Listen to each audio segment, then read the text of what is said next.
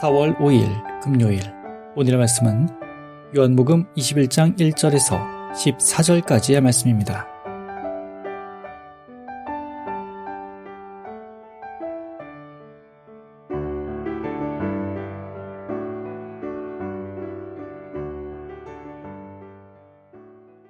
그 뒤 예수께서 티베리아 호숫가에서 제자들에게 다시 나타나셨는데 그 경위는 이러하다.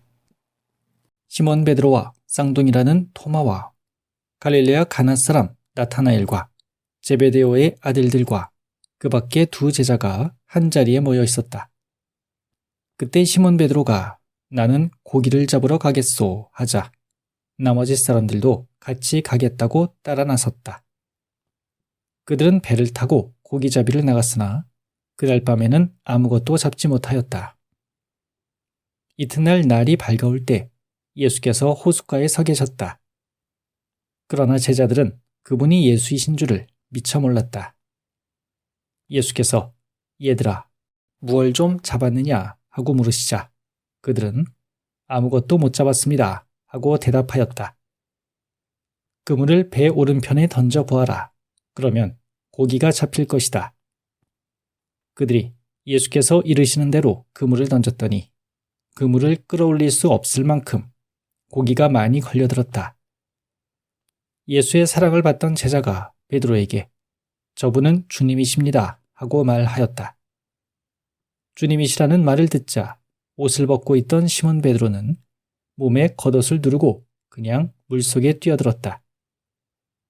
나머지 제자들은 고기가 잔뜩 걸려든 그물을 끌며 배를 저어 육지로 나왔다.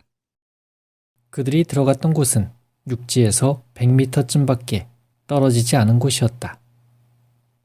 그들이 육지에 올라와 보니 숯불이 있고 그 위에 생선이 놓여 있었다. 그리고 빵도 있었다. 예수께서 제자들에게 방금 잡은 고기를 몇 마리 가져오너라 하고 말씀하셨다. 시몬 베드로는 배에 가서 그물을 육지로 끌어올렸다. 그물 속에는 153마리나 되는 큰 고기가 가득히 들어있었다. 그렇게 많은 고기가 들어있었는데도 그물은 터지지 않았다. 예수께서 그들에게 와서 아침을 들어라 하고 말씀하셨다. 제자들 중에는 감히 당신은 누구십니까? 하고 묻는 사람이 없었다. 그분이 바로 주님이시라는 것이 분명하였기 때문이다.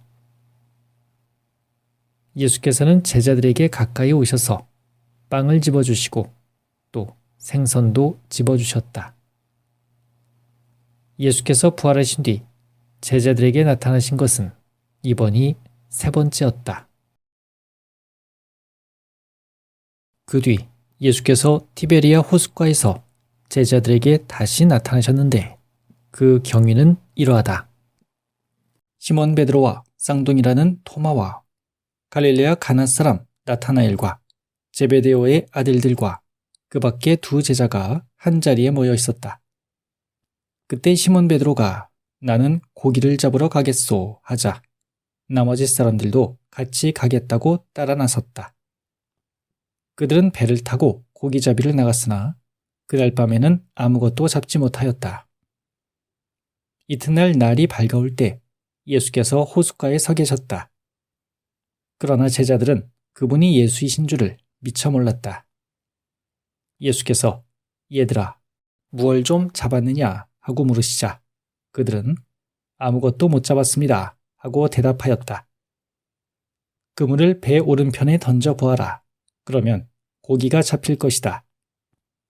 그들이 예수께서 이르시는 대로 그물을 던졌더니 그물을 끌어올릴 수 없을 만큼 고기가 많이 걸려들었다.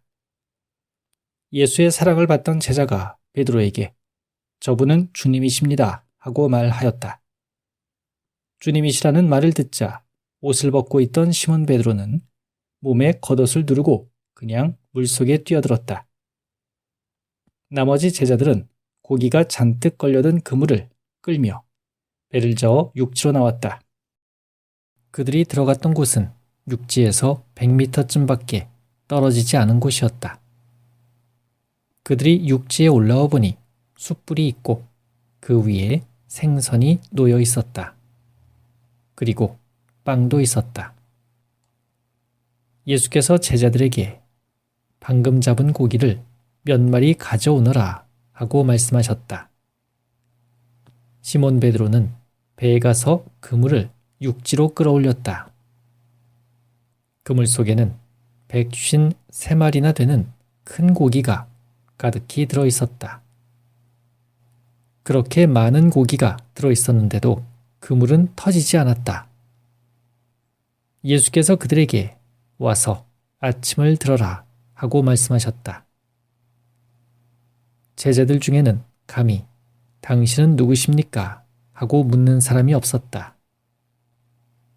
그분이 바로 주님이시라는 것이 분명하였기 때문이다. 예수께서는 제자들에게 가까이 오셔서 빵을 집어주시고 또 생선도 집어주셨다. 예수께서 부활하신 뒤 제자들에게 나타나신 것은 이번이 세 번째였다.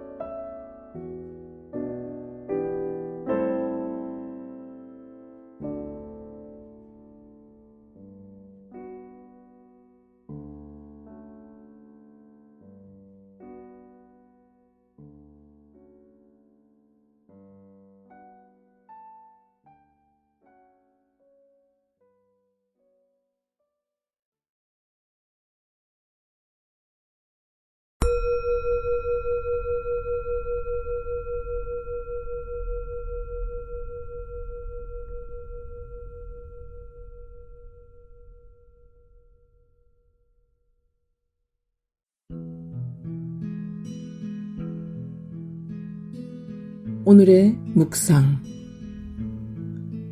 미처 몰랐다.